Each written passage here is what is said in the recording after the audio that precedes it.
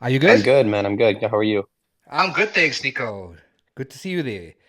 Are you preparing for a day of paddle? I think there might be like a little bit of a delay, but it's not too much of an issue.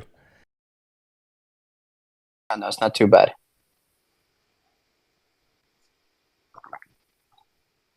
Yeah, I'm ready. Have you been watching the Qatar Major? Oh yes, yes. It looks amazing. I mean, it looks like the place to be at the moment with all the celebrities entering. It's so cool. It's so cool. We got to play the World Championships there last year, and the venue's amazing. They put on just an unbelievable show. The hospitality is amazing. It's top notch. Yes, I mean, and you've played two world championships there. Correct, correct. The 2020 World Championships technically, we played it in 21, and then again last year into 2024. It was amazing, amazing. The way the locals treat you is so cool. Like they see you as celebrities. Obviously they know who like Tapia and Coelho and these guys are, but they see me competing for United States. Or they see you competing for South Africa or whoever competing for Netherlands. So they think of you as like, whoa, these guys are amazing, which is like the feeling is great. And the almost every single match you had a crowd to watch, which was really cool. So we got to play Argentina on one of the center courts, which was amazing too. But like almost the whole stands were full. It was an amazing experience. Even some of the later on matches where we were competing for uh like 13th, 14th, where we were playing against Mexico. I mean, on the sidelines there had to have been like 75 people watching, where it was so cool. The location's amazing. Like the view in the background, you got the skyline back there. It's like a dream come true. It's hot. Oh boy, it's hot. It's like we wouldn't start our matches until 3 p.m. And the sun would set at like 3:30, 3:45. So it was kind of nice not to have to play just in the blistering sun. Like I know that they did something similar for the World Cup in soccer. They moved it back because of how hot it got, and then they wouldn't start until later in the day. But it was just an absolute dream come true. Like every single team, excuse me, had their own dedicated bus. So we would leave the hotel and then we just kind of told our bus driver, hey, we want to go practice at 1 p.m. Bus driver would be there at 1 p.m. He'd take us there. He would kind of wait at the site. We'd practice, do whatever, recovery. All right, Mr. Bus Driver, we want to go back to the hotel and hang out for a couple hours. Boom. He'd drive the team back. I mean, it was like we were treated like royalty over there. It was an amazing experience. I mean, that sounds unbelievable. And I know that you had your brother with you on the Team USA as well. What is that like? He was there as well. He played amazing too. It was an unbelievable experience. It's kind of funny because some brothers when they play together, it's like they're twins, like the Bryan brothers in tennis. They mesh super well. My brother and I are not quite on that level.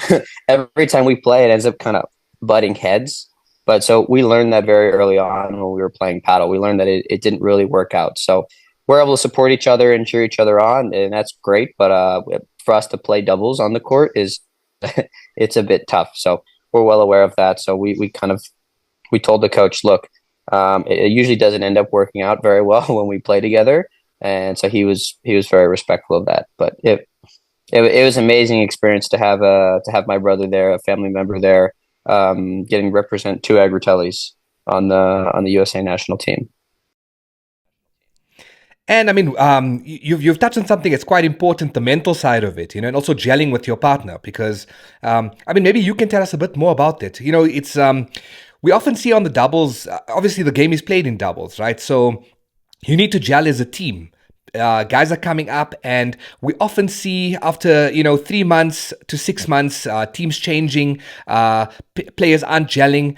Maybe you can give us a little bit of an insight on what it's like on the highest of levels um, to match up in that way. 100%. And I think that that's almost more important than playing with somebody that's super, super good. Maybe I could be playing with, okay, let's take the top guys out of it. Juan LeBron and Ali Galan and these guys. Let's take them out of the equation. But maybe guys that are around 60, 70 in the world. If I were to go play with somebody like that, but I didn't have that good chemistry, right? If I didn't gel super well with them on the court, sure, they're an amazing player, but it's that means a lot more than somebody has an amazing smash or an amazing vibra, amazing bandeja.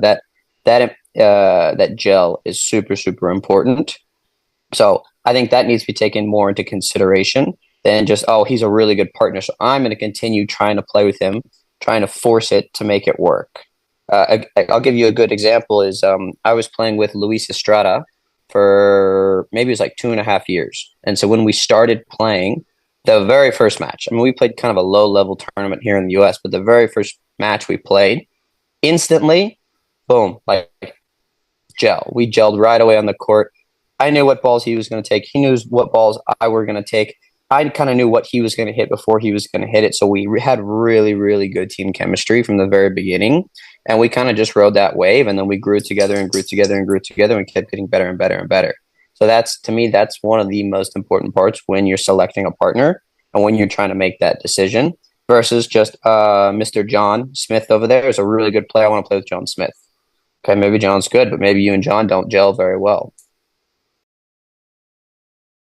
And I mean, it's on and off the court as well, because I've seen like the relationship between Tapia and Cuello off the court seems like it's magnificent, and you sort of need that when the in times when the going's not going great, injuries and whatever form, that type of thing. 100%. Because you're going to be spending a lot of time with this individual.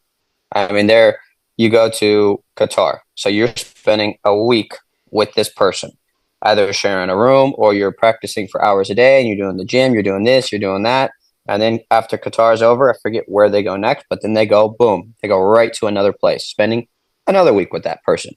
So if you and that person don't have good chemistry off the court, if you guys aren't friendly, good friends, it's going to be tough. Eventually, you're going to get kind of sick of each other and be like, okay, well, my off-court relationship is now starting to get in the way of my on-court relationship, which will end up taking a toll. It's really cool to see the relationship between like Tapia and Cuello, seeing how good of friends they are, or even like Galan and Chingoto. I mean, you see videos of them all the time practicing, and they're playing some points out, and both of them are smiling. There, you can see they're having an amazing time.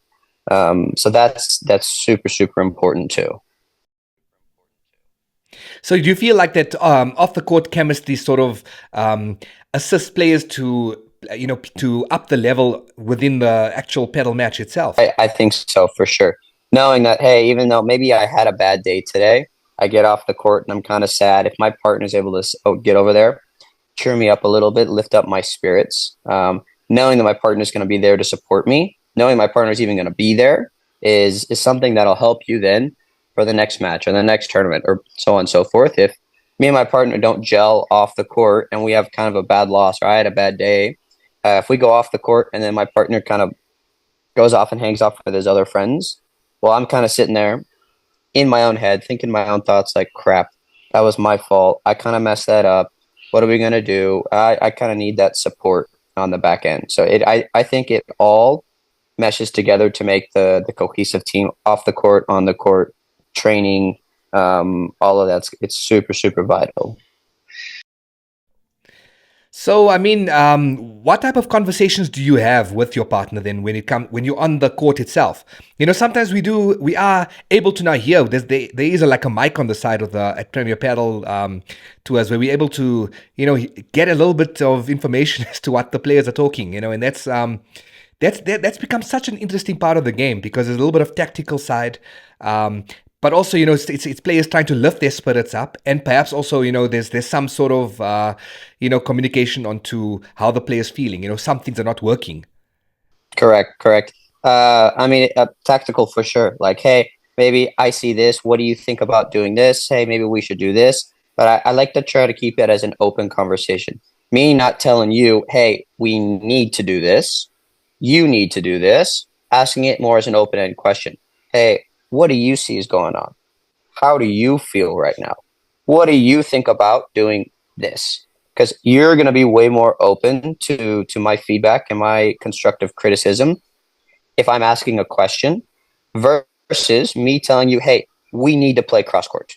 Because then you kind of feeling attacked by me, like, well, Nico's telling me what to do, even if I don't have any malintent, right? Even if I want this team to win and I want to do better, but if I'm saying, hey, you have to do this, you need to do this, you're going to take it a little emotionally, again, even if there's no malintent. So reforming the question, again, this is kind of how I approach it, but reforming the statement, what do you think about if we play cross court more to the revés? What do you think if we try to play more down the middle this time? Maybe you tell me, hey, I don't think that's going to work because you got a lefty and a righty and both forehands are in the middle. And so I think it might get tough. I think we got to try the backhands more. Okay, great. But I formed it into question and there was no kind of malintent between both of us. And then we can have a conversation. I mean, that's such an interesting point that you're making. It's the way you frame it, and that makes all the difference, you know. And do you find that across the board when you're playing with, people that are that are your regular partners, and obviously you play with certain players that are just there for a specific tournament, like if you're in the Pro Padel League, for instance, is it across the board the same approach? I do run into the language barrier a little bit. I'm born in Dallas, Texas, been here my whole life. Never lived outside of the state of Texas. I speak a little bit of Spanish now, but give me a year, 2 years ago, my Spanish was like this amount. So the language barrier was a bit tough. So it's harder for me to have the conversation of like, what do you think about this? Now my Spanish is getting a little bit better, so it's easier to formulate those questions. But when I was playing with Luis Estrada, he's from Venezuela, so Spanish was his first language, but he spoke perfect English. So playing with him was much easier to have that conversation. When I'm playing with Spanish speakers, I kind of do my best to try to find a mid conversation of like, hey, what do you think about this? And just, hey, formulating that in the best way I can. And most people kind of understand, but I'm trying to do my best. I'm trying to learn more and more. But I mean, what a journey it is for you. Uh, 5 years out of professional sport playing, sitting on a desk job in corporate finance, is it? And then this whole new world of paddle. I mean, really, this is like something which is unbelievable, isn't it? And how's that? I mean, you're talking now about traveling week to week to different, to different tournaments and things like that, playing on the international tour, having your first Premier Paddle at mine. We're going to go through all of that, but I mean, you never expected this, clearly. No, never. I mean, the finance job for like right out of college. I graduated college in 2017, played college tennis, and then everybody says, okay, out of college, you get a job. So I found a job, worked at it for 5 years, and the job got to a point where I was starting to travel so much for paddle that it was kind of getting in the way of my job. So then in the middle of 2022, I had to make a decision. Okay, do I want to try to go for paddle, or do I just kind of play it as a hobby, play a couple tournaments here and there, but focus more on my career in finance? And I'd said, what the heck? Let's give it a shot. Like I would rather do it now while I'm younger and I have the opportunity. In 10 years down the road, my window to play is going to be way less. So I was like, look, let's give it a shot now. If it works, great. If not, I can always go back to finance. It ended up working out. I took a huge leap of faith. It wasn't easy, for sure. I mean, the first couple of years were really, really rough. Teaching a bunch of lessons, trying to balance my training, going to the gym. I mean, the lessons were the ones that were keeping me afloat for the first year and a half. So it was a fine balance of trying to make money then to support my travel. I'm at a point now where I'm very thankful and I'm very lucky to have a bunch of sponsors that support me, that want me to do well. Now I don't have to teach as many lessons as I was in the very beginning. But I mean, right out of college is when I first started playing paddle in 2017. If you would have told me fast forward 6 or 7 years, you're going to be one of the top US players in the world, you're going to be playing international tournaments all over the world, I'd have been like, really? You're crazy. But here we are. It's an absolute dream come true. And quitting my day job was the best decision I ever made in my life. I'm glad it worked out for you. I mean, what a dream you're living at the moment. You know, it's. I mean, maybe what you're saying probably resonates with so many players around the world in a similar position now. You know that the opportunity is coming up for them. They're deciding now, okay, do I take this on a full-time level? Do I half-heartedly, play tennis and pedal tennis, or and then the rest of it, put my focus into, my job or a different career. You know, Obviously the money does play a part, and like you were saying, now you were doing a bit of coaching. Um, and then now sponsors are starting to get into it in a much larger way than possibly when you started. But I mean, what advice do you have then for players of a high quality around the globe that are thinking and making the same decision that you made at the time? Uh, I mean, go for it.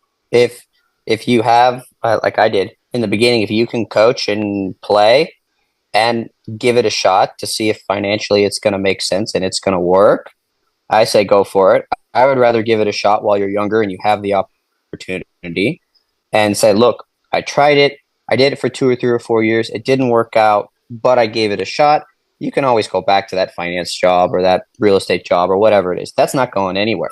You got a limited finite number of years that you're able to play good quality high level paddle. So I say send it.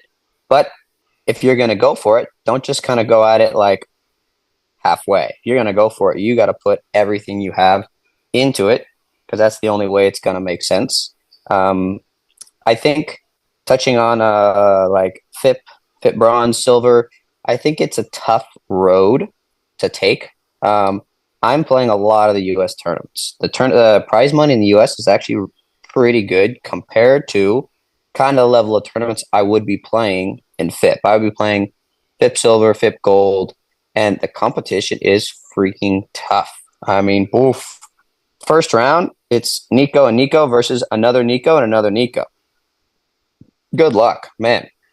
And then if you win the tournament, if you win a FIP silver, to be honest, the prize money it's okay.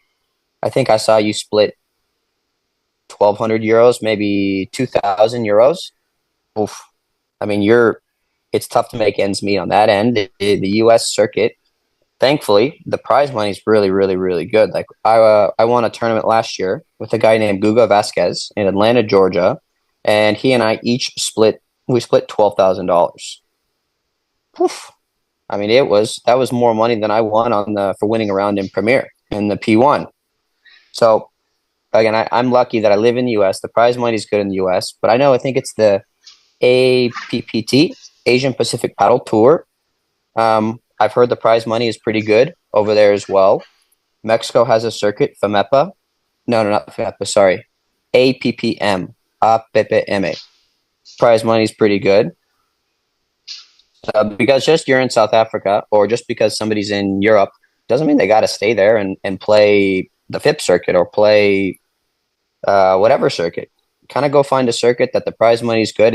You're able to get good quality matches, but you could potentially make some money as well. Everybody wants to play FIP because that's where you get the international ranking. That's where you say, I was top 100 in the world.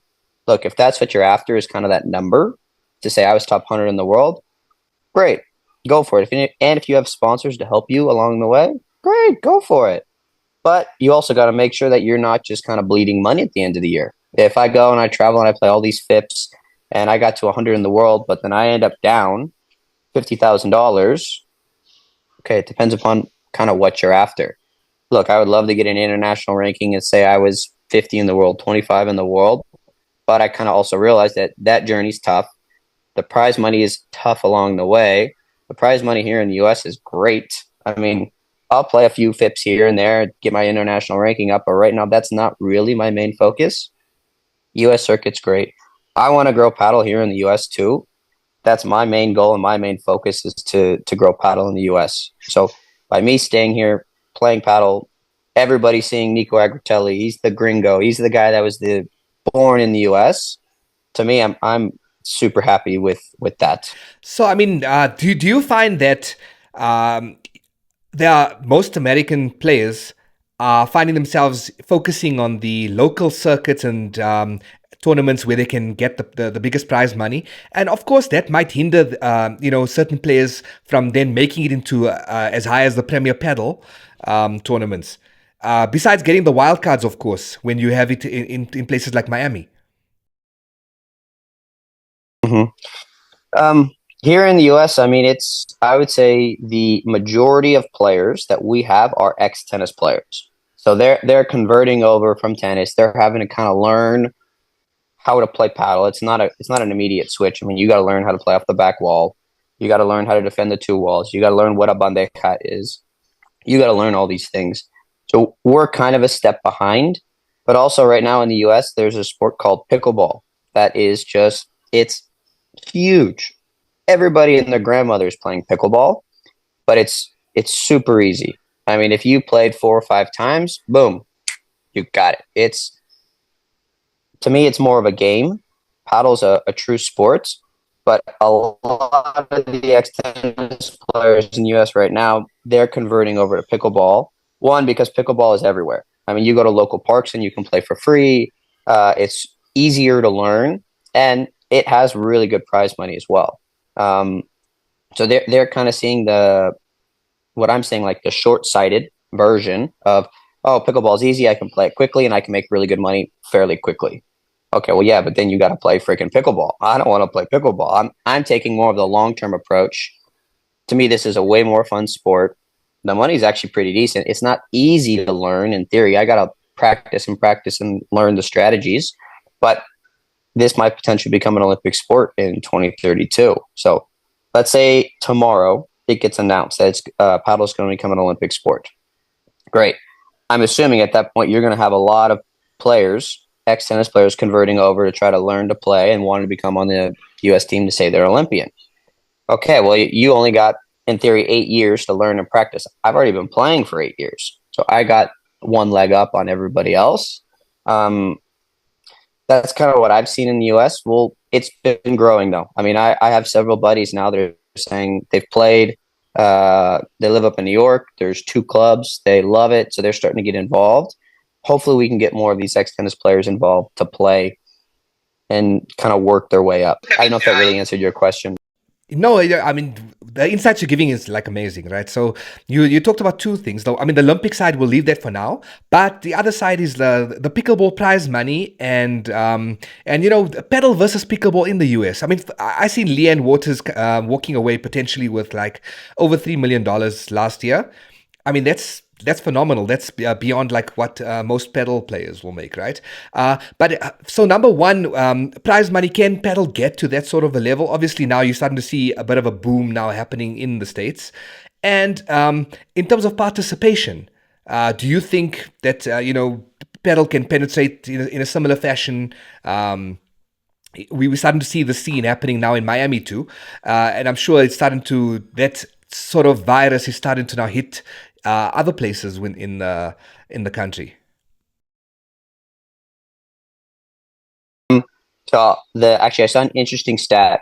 Maybe you guys posted it, but it was the 250, the ATP 250 at Qatar, the tennis tournament. The winner got like around $500,000. For the Qatar paddle major, the winners each get $48,000. So it's like you have the lowest level ATP tennis tournament versus the highest level paddle tournament. It was interesting to see the difference in the prize money there. I think you guys might have posted. It was a really interesting stat. Um, in regards to the growth of paddle and getting more people involved and more people playing, I mean, if I look back to 2017 when I first started playing, I think there were 5 clubs in all of US. There was, we built one in Dallas at T-Bar and Racket Club. There were 2 clubs in Houston, and there might have been 2 or 3 clubs in Miami. That was it. And now, fast forward, there's over 25 clubs in Miami, which is amazing. So it's growing and it's growing and it's growing, which is great. You're starting to have, like, Washington opened courts. I think Minnesota has courts. A ton of these other states are starting to have courts, which is great. And that's what we need to have happen. The thing that paddle doesn't have, that pickleball has, is pickleball has courts everywhere. So it's more accessible to the general public and it's cheaper. If you and 3 of your other buddies wanted to go play pickleball, you can go to the local park and you can play for free. In paddle, in the US, there are no free courts. You got to pay $20 a person, $30 a person, whatever it is, to go and play. So the target market's a little bit different. Um, I think that's one of the things holding back paddle right now. I'm not advocating for free paddle courts. By all means, I don't think that's the recipe because clubs have to make money. I mean, if you're giving away free courts, there's no way that club's going to stay in business for very long. So I'm not blaming the clubs. I think just getting more courts over time, building more and more and more courts. Maybe you have different levels of clubs. Maybe you have a club where the courts are kind of crappy. There's not a lot of amenities. It's really just go play and you leave, and it's a cheap club. But then you have clubs like top end, like Reserve or Paddle House, where they charge a premium. They have great amenities. They have a beautiful gym. They have a spa. They have all this stuff. Well, okay, yeah, they charge a premium because they have a premium level club. So you kind of need all different levels of the spectrum to charge those different price points. Is that a Padel House cap that you're wearing? It is. It is. I'm part of the Paddle House Ambassador program. They were like the first brand to kind of take a chance on me, endorse me, and super thankful for them. I've been with them for 3 years. Amazing people. They have two clubs right now in New York. They're opening a third in New York. They just opened their Nashville location. This year they're going to open an Atlanta location, a location in Denver. So they have a successful business model in New York, and they're rapidly expanding throughout the U.S. To me, it's the top club in the U.S. They're amazing people. The owner, Santi Gomez, is an amazing human, loves paddle, super passionate. The whole team behind them is unbelievable. So I'm very thankful for them, and I love being a part of their project and their dream. So you talked about the growth of paddle in the country and more courts opening up. The interest is getting bigger. Players like yourself getting recognized now, among the public. Like, what's the scene like? What's the vibe? I'm sure when you go to like reserve paddle in places where people know the sport a little bit more than the pickleball scene, for instance, you start to see the recognition, and now we're starting to see players like Koyo coming in and making Miami's base. So, what's the interest like in on the professional side, not the recreational side, then?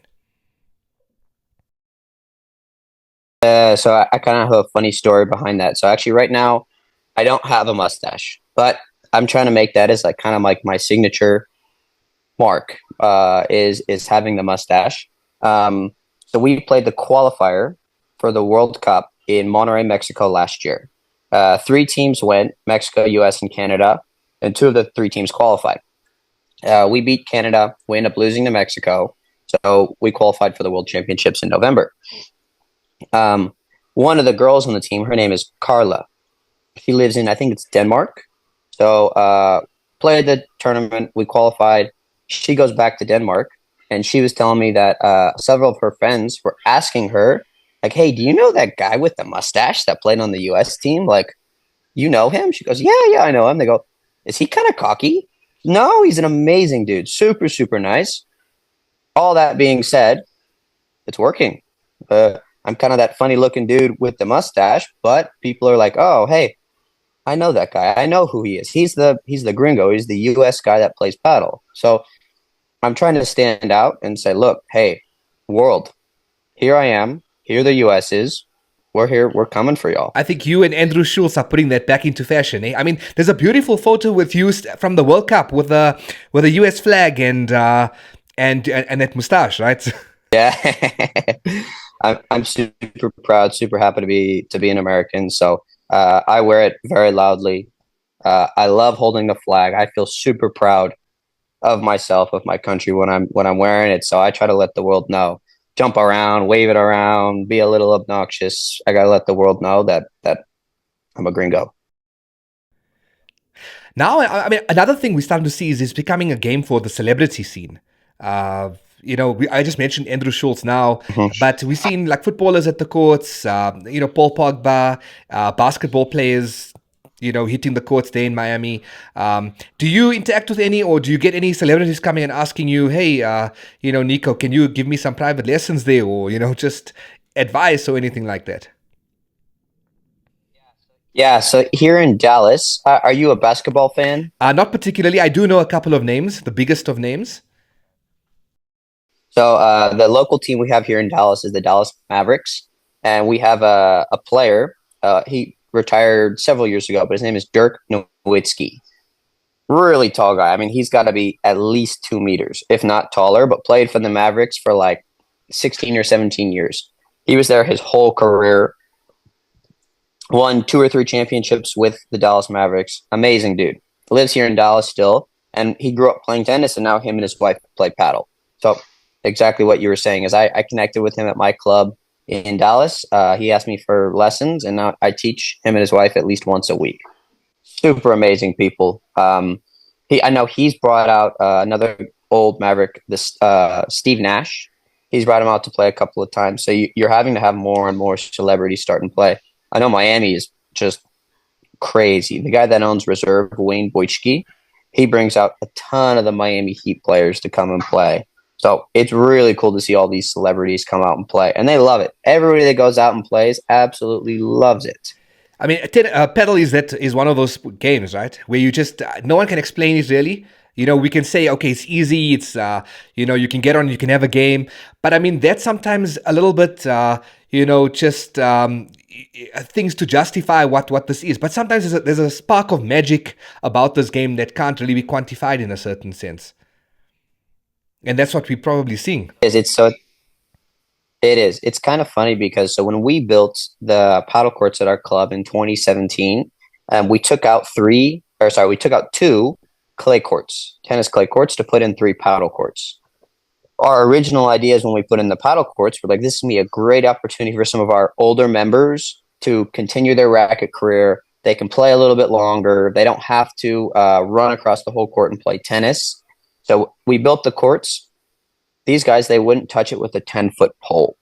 I mean, it was like pulling my teeth just to try to get them out there. I'm like, hey, look, come out and try it. Give me 30 minutes. Look, if you love it, amazing. If you hate it, I'll never talk to you again. But just come and try it. Oh, no, no, no. I'm a tennis purist. I don't want to touch it, blah, blah, blah. I got all excuses. A couple of years go by, and then they come out and they try, and they're like, oh, my gosh, this is amazing. I go, I know. I've been trying to tell you this for 3 years now. But our struggle in the beginning was just getting people on the court.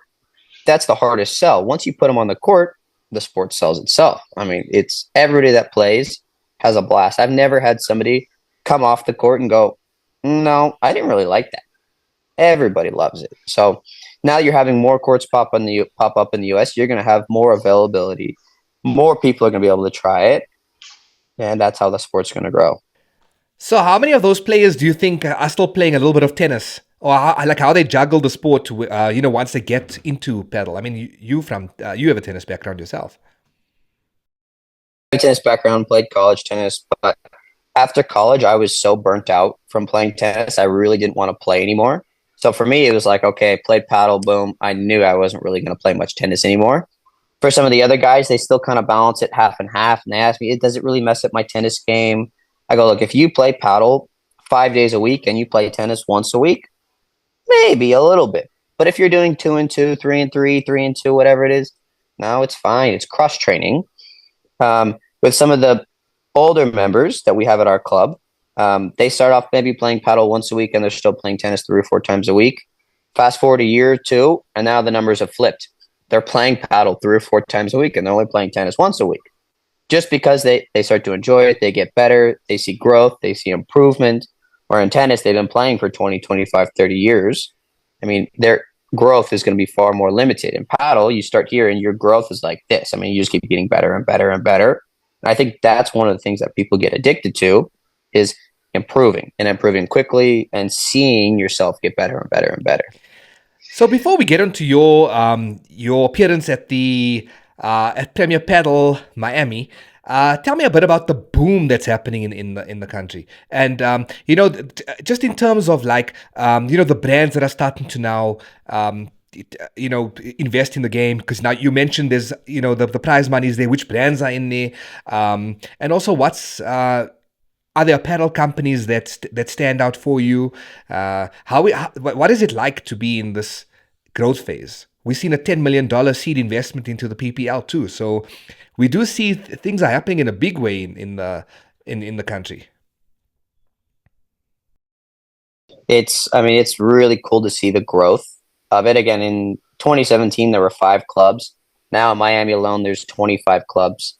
I don't remember the exact number of courts we're at, but we got to be close to 500 plus courts, if not more, in the US.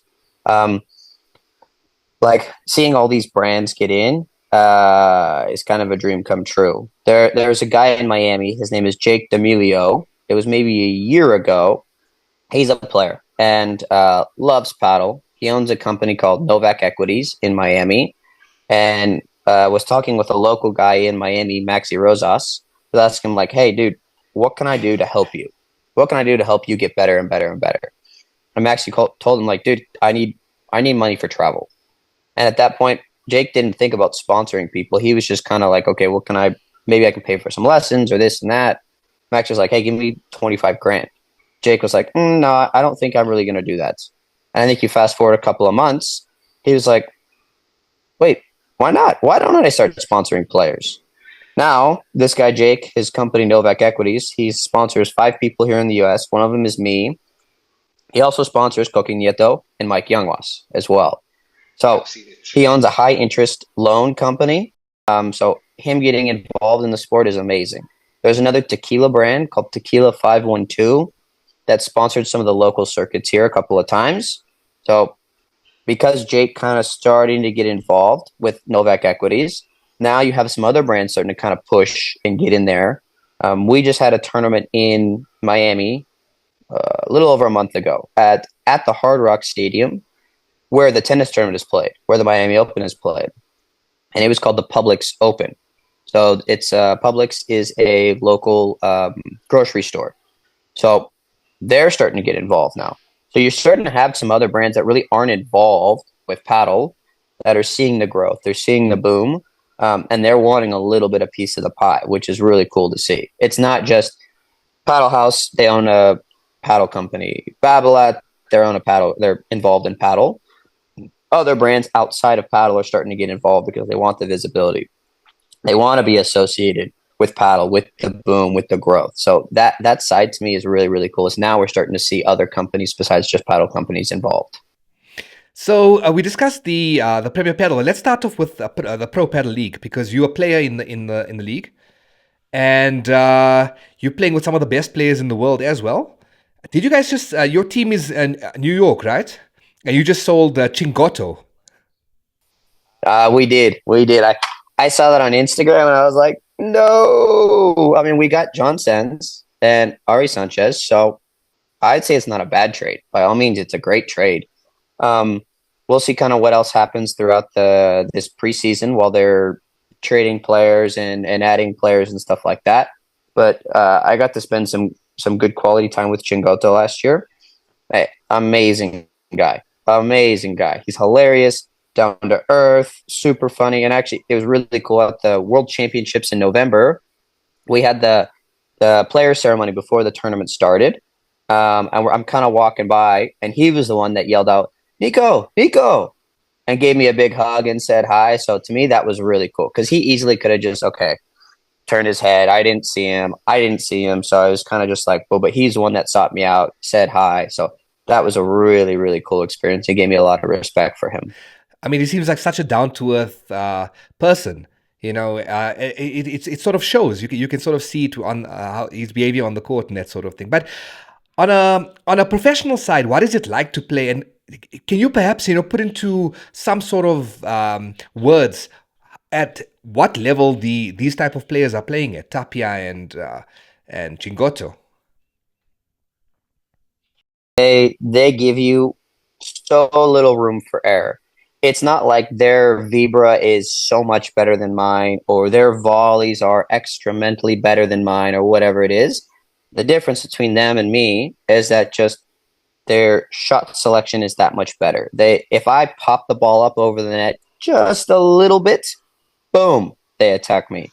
So it's very minor details, but they make a huge, huge difference. And just their shot tolerance is incredible. The point goes 10, 15, 20 shots, and they're willing to hit it another 10, 15, 20 times.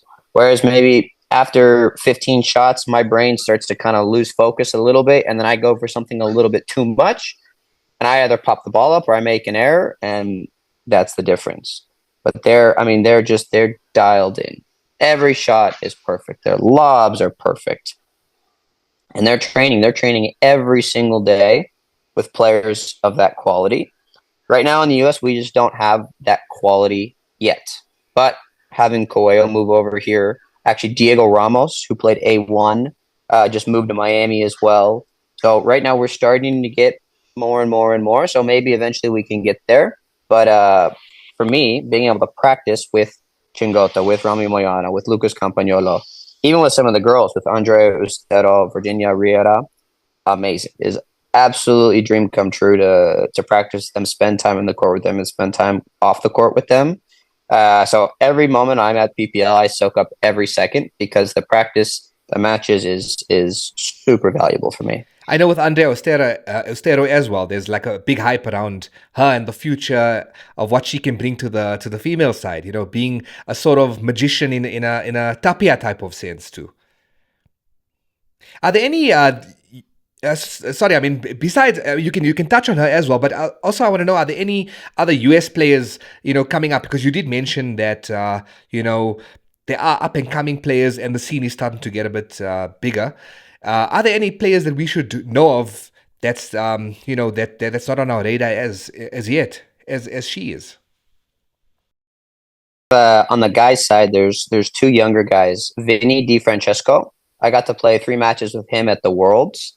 He and I actually got a win over Belgium in our first round. He's 18, maybe 18 or 19. Super good player. Really good player. So he's somebody to look after. Another guy named Matias Segura. He and I got to play 2 matches at the World Cup as well. Really good player. Right now he's playing the A1 circuit, but he's 21, maybe almost 22. Both of them young, both of them super hungry. You definitely got to keep your eye out for them. On the women's side, there's a girl. She lives in, I don't remember if it's Puerto Rico or Dominican Republic. It's one of the two. But her name is Sophia. Younger girl, really good. And then we have this other girl, Carla. I don't remember what her last name was, but she lives in Denmark. U.S. passport, but plays really well. And then another girl named Brittany Dubbins.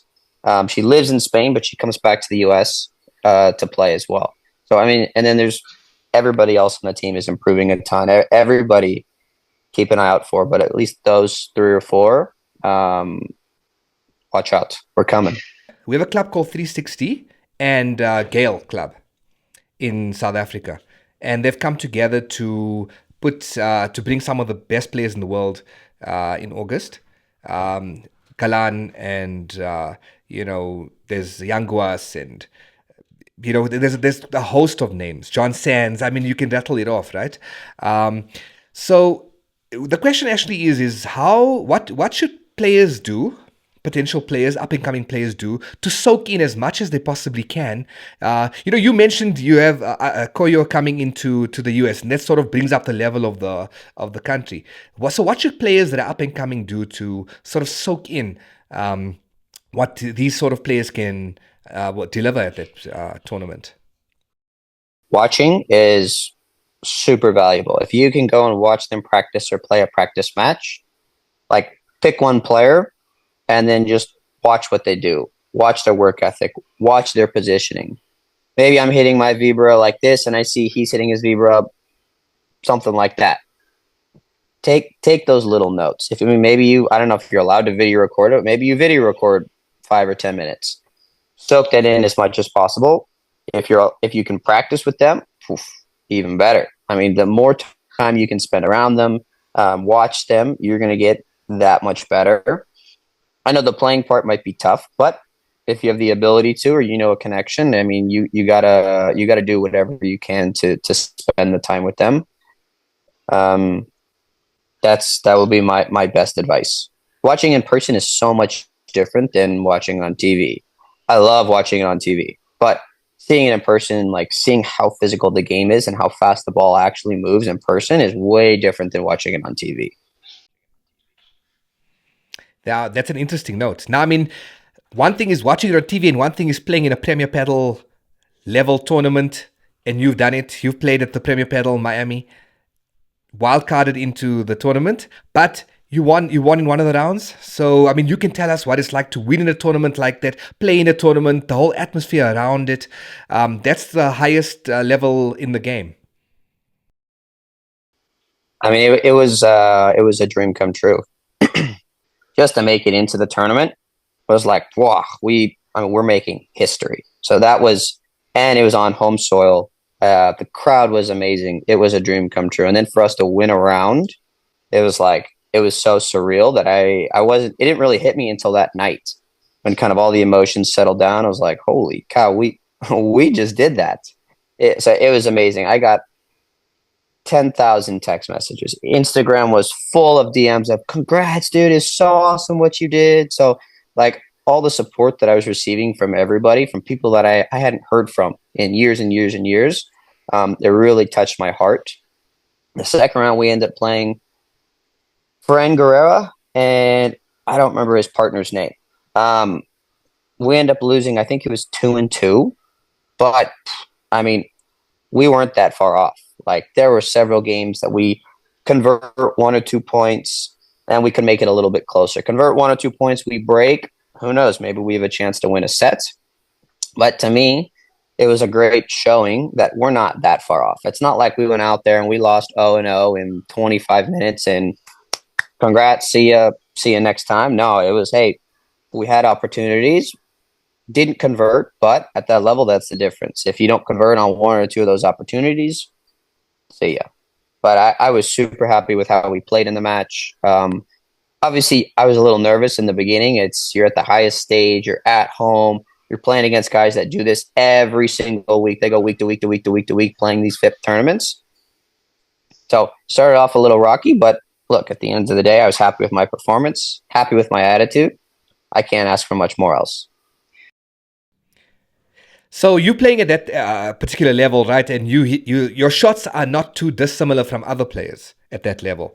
Um, there there are some coaches around that say at the top level, the bandeja, for example, is not used. Maybe you can tell me a bit about that. And what shots are the most used shots, and which shots should people master very quickly to get their levels up? The So on the bandeja slash vibra, I'm going to say it depends upon your play style, depends upon your coach. You are starting to see a lot less people use the bandeja. Like a good example is Chingoto and Dineno. Almost every single thing up here is a vibra. Maybe some of the vibras are faster. Maybe some of the vibras they play are a little bit slower, which is more like a bandeja. But I mean, you had somebody like Bella, who I'd say is more old school, but Bella was playing more bandejas than vibras. At the end of the day, I guess whatever play style kind of works for you, go for it. I'm not going to say never use a bandeja. It's gone. No, I mean, I play bandejas every once in a while. I play vibras every once in a while, but Chingoto, vibras. Maybe some are slow, some are faster. The shot that I think everybody needs to master is the lob. If you can dial in the lob and if you can have an amazing lob, it's going to take you far, far places, really far. I think that might be one of the most important shots in the game. Where do you aim your lobs? So it depends on who you're playing. If I'm playing a lefty and a righty, maybe I'm going to go for the corners a little bit more, knowing that in the middle, both of their forehands are covered, depending upon where I'm hitting the shot as well. If they hit a strong vibra and I'm kind of coming up in the court, maybe I can play a fast lob down the middle against the righty and a lefty. If I'm playing two righties, the drive player, I'm aiming over his left shoulder a lot, because then he either has to come all the way over here to play, or then his partner has to do the flying stupa zoop vibra. But it's very situational. But it kind of like the default, if it's a righty and righty, over the left shoulder for sure. So the best thing a recreational player can do to up their game is, you'd say, to get that lob going. Lob. Perfect it. At that level, those guys never hit a short lob. They never hit a crappy lob. I mean, In Miami, the court was slower, so maybe you could get away with some mediocre lobs. But like the tournament they played in uh, Riyadh in Saudi Arabia, where the court was fast. Woo! That's when Ausberger and Cardona, where they beat Chingalan, could not hit a crappy lob there. If you hit anything that wasn't perfect, boom, ciao. So I think that's the most important shot for sure. Yeah, I mean, I've heard quite a few coaches talking about that as well. So it's very interesting, and I think it probably needs to be reiterated because sometimes at recreational level you'll see people hitting flat and very rarely using the lob. So not thinking that that might be one of the you know uh, best shots in the arsenal. Are there any other tips on a mental side then? And I'll touch on the lob one more time. I think it's situational. So, like in Saudi Arabia, right, where the ball is traveling fast, you have to wait for the right opportunity to hit a lob. So, in that instance, you have to play low more, waiting for the super easy one where then I can know, okay, I'm going to be able to hit a perfect lob 100%. I'm 100% certain that I can hit a perfect lob. Otherwise, I'm going to play low because if I don't play that perfect lob, Leo Ausberger is just going to slam that ball right down my throat. In regards to the mental side, I think that's a tough one because not everybody has a good brain, has a good mental attitude. Maybe somebody's got a great vibra and great volleys and an all-around perfect game, but their mental side is not the best. And that's something you have the ability to work on, but that's much harder to work on, in my opinion, than training a vibra. I mean, you can come out and feed me an hour worth of vibras and it's going to improve. But how often are these guys working on the mental side? Are they doing mental training? Um, I was lucky enough to grow up playing tennis at a very high level, and that was one of the things we worked on. So I like to consider that as one of my strengths is my mental side. But I trained that and I learned about it when I was younger.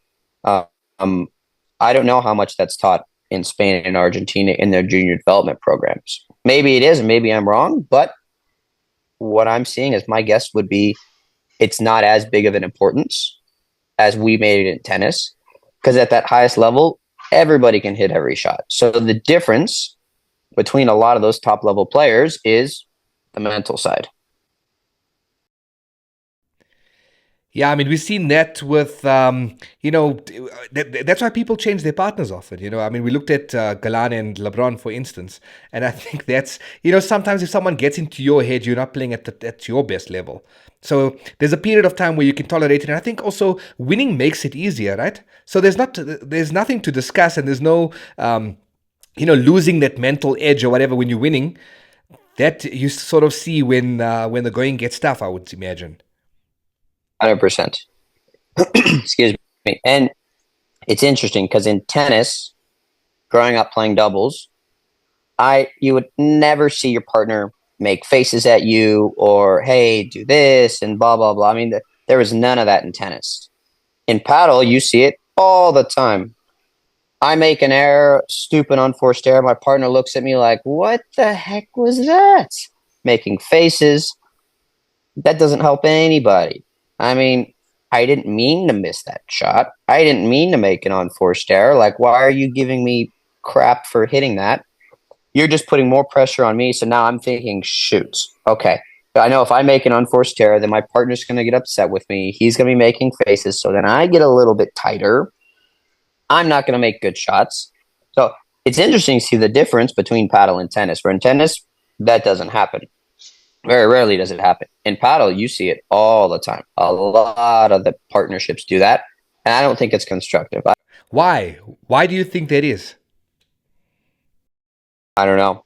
I haven't figured it out yet. That's maybe because in tennis, there's more time between points, right?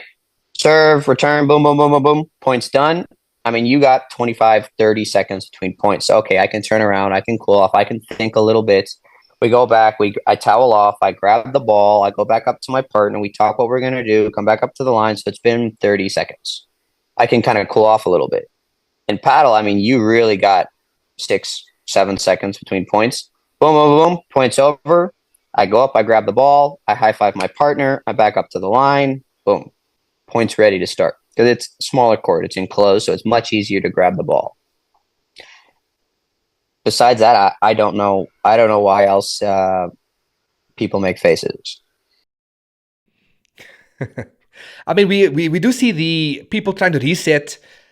In paddle, it's quite common to fist pump after almost every single point, right? So that's part of the culture of the game almost. It is. It is. I love it too. You don't see much of that in tennis. In college tennis, it's everywhere. The culture in college tennis is very much kind of like paddle. Culture in professional tennis is kind of that old school points over. Oh, golf clap. It's more hoity-toity. In paddle, no, it's excuse me. I get pumped up, you're getting pumped up, but you need to be doing it in a respectful manner as well, right? Like if I'm starting to get pumped and I'm looking at you and I'm saying, "Come on," right in your face and looking you in the eyes, like that's disrespectful. You got to have a little bit of the respect. And I don't see that many guys do it. There are a few that have done it, but for the most part, most people are respectful and they get pumped up. And I think it's great because I'm getting my energy up. I'm getting my partner pumped up. We're getting going. When you get excited is great and you get pumped, great, but then you can't have those big lows as well, right? So if I get really pumped up one point, I lose the next point and then I get pissed off. I mean, that's a roller coaster of emotion, right? You only have 5 or 6 seconds between points. So, okay, if I get excited, great, but then I got to be able to come back to neutral, reset, get ready for the next point, control my heart rate a little bit. Whereas I'm going up and down and up and down and up and down, then I'm not thinking about, okay, what is the strategy? What are we doing this point? I'm more thinking about like, let's go or arr. So I think balancing that might be tough as well. So keeping it neutral almost in some sort of fashion. But I mean, what we've been talking, and you mentioned Haiti Toiti now. Do you think? I've heard you call the game paddle the whole time. Do you speak? And I say that as well. But is that what the name's been used in the US? Because I know at some point in time people were trying to use the Haiti Toiti word Padel. So there's a funny story behind that. I've called it paddle my whole life. Like when we built the 3 courts at our club, we just started calling it paddle. The reason some people call it padel is to differentiate it from all the other racket sports in the U.S. There's a sport called platform tennis up in the Northeast in like New York, Boston, Massachusetts that they call paddle, but it's also called platform tennis. Early on, when I would say paddle, people would think I would mean pickleball because they call the racket they use, they call it a paddle. So you just have all, and then even there's a sport in California in Venice Beach called pop tennis that they call paddle. So you got 3 or 4 or 5 different things that people call paddle.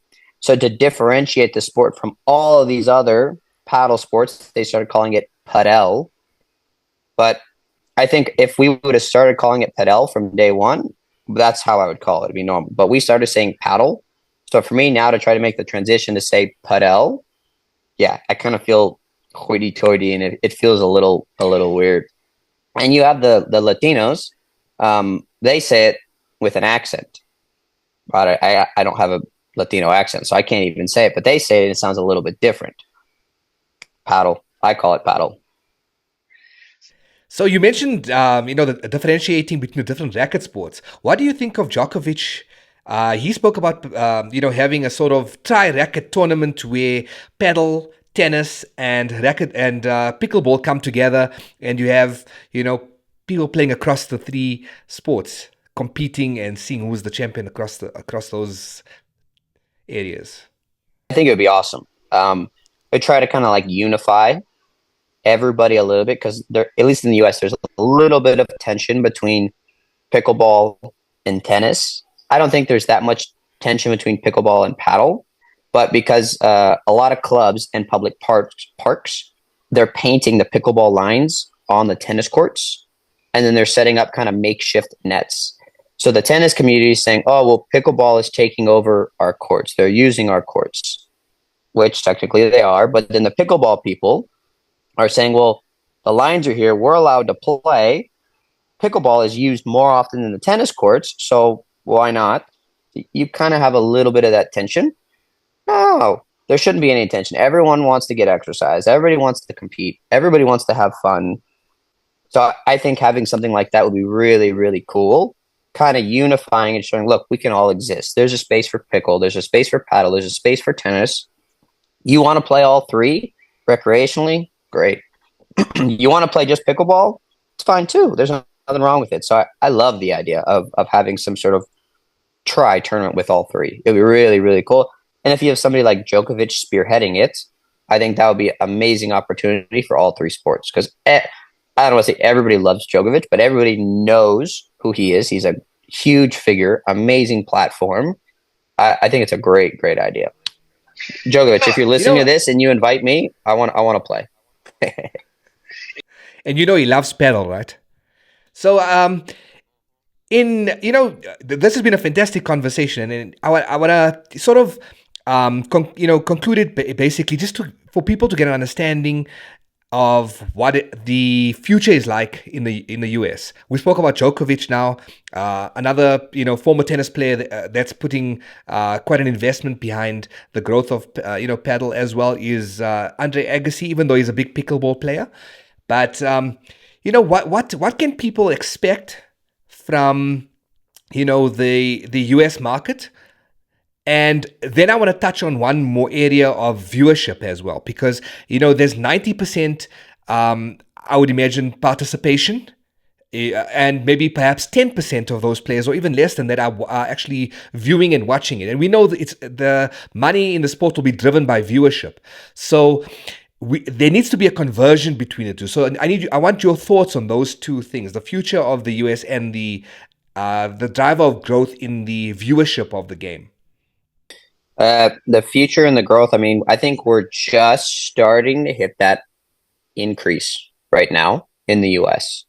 So if you're wanting to get involved, if you're thinking about getting involved, now is the time to do it. Who knows, in 4 or 5 years, we might be well on the way up. And at that point, you've already heard about it and you've thought about it, but you haven't actually converted. It might be too late. So if you're thinking about it or you want to do it now. Because we're just starting to really start to take off. In regards to connecting viewership versus participation, somehow we need to connect with ESPN, with Tennis Channel, with these international television stations, and get paddle on there. Pickleball was able, I think they paid, but they paid to get on Tennis Channel and have themselves broadcasted on Tennis Channel. So then everybody was able to view it. And I think that was one of the reasons that, it really, pickleball took off and everybody was able to watch it on Tennis Channel and on ESPN.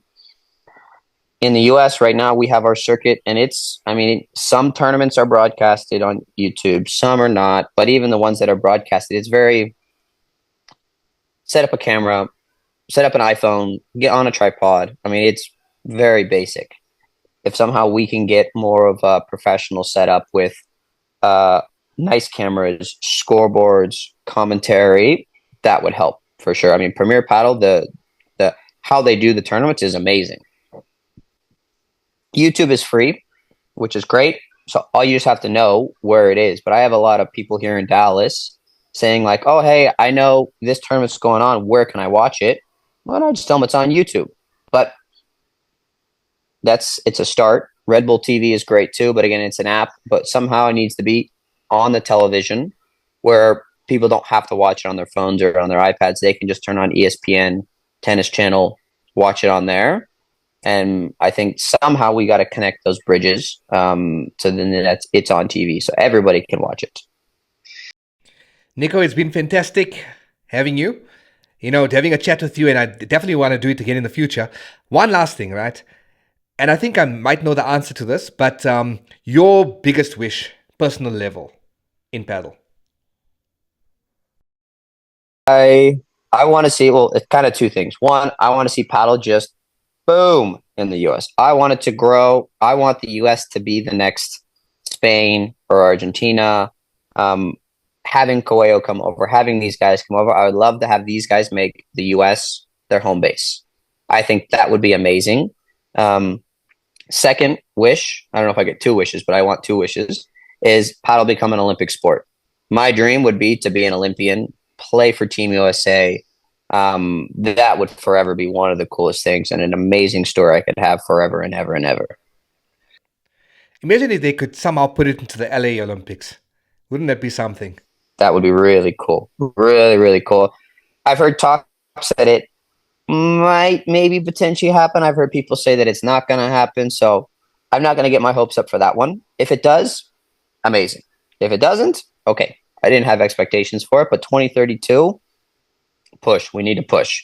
28, we need to push, push, push, push. But 32, it's got to happen. And I hope to see you there as well. With the American flag on my back, jumping around. Thanks so much, Nico.